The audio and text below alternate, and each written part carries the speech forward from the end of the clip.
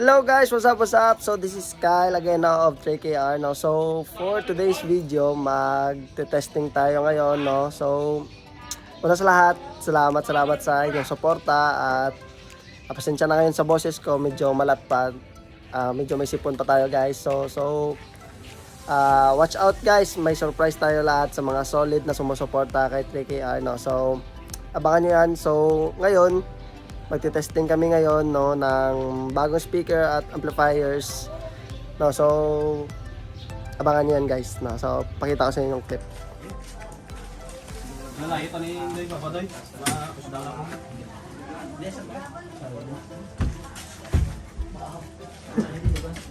Unahin niyo yun, unahin niyo. Unahin niyo. Diyan ka o. Nakalakyan niyo. Oo. Sana yung sala. Diyan. Alalay na ulo ko. Diyan ka sa tudong. Hindi na kayo dire ko sa ilo. Diyan lang siya. Ang dawat din sa tiyak. Diyan sa dos. Bebe. Diyan. Andun.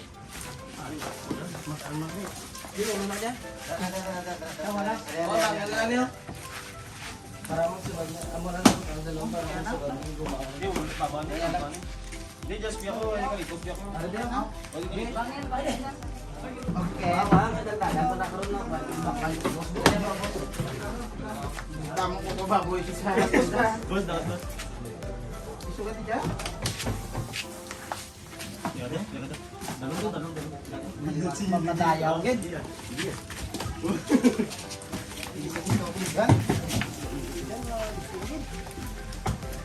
Kani manu-manu. Talo ako maya. Masabi mo boss, talo ako ma. Talo ako maya.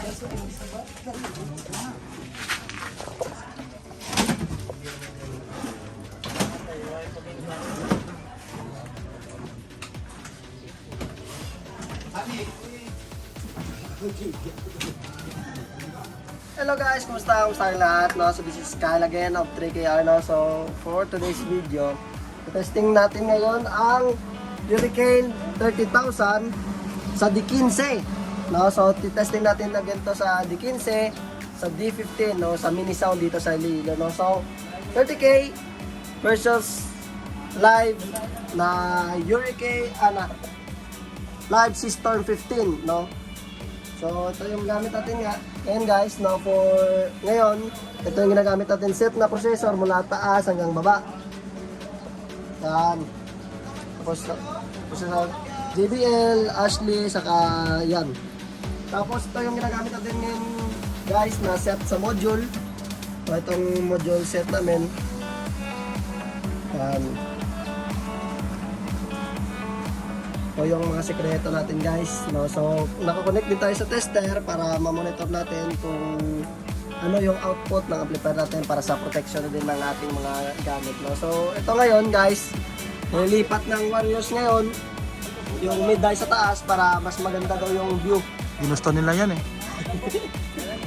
Yan guys, tapos ito yung setup natin para sa mid-die, tweeter, saka mid, dito na lahat. So meron tayong ditong QSC, Lab Groupen, saka Chris Audio. Siyempre yung all-time fave na mid natin Champion holder. by Dibon. Yung Dibon guys, same factory lang din ng Hurricane. Sa Hurricane din ang galing yung Dibon. Sa nakakaalam, solid yan. Yun guys. Sige.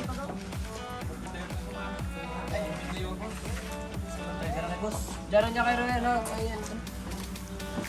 Guys, aakyat na. So guys, now sa setup natin ngayon, naka-bridge tayo. And guys, bridge connection yung dalawang Hurricane. I-bridge natin para swap sa tulog. So, pag nakailaw yan, automatic naka-bridge. Tapos ang switch nga naka-bridge na rin. Dito yung ano niya, yung pita niya kung saan makikita yung kung ano yung set na gusto mo. So bridge connection natin lahat yan guys. I-testing natin sa D15 Serapex. Sana tumagal yung coil guys no. Tumagal sana yung coil no. Testing natin to sa D15. So guys, no, abangan nyo. Testing natin maya maya.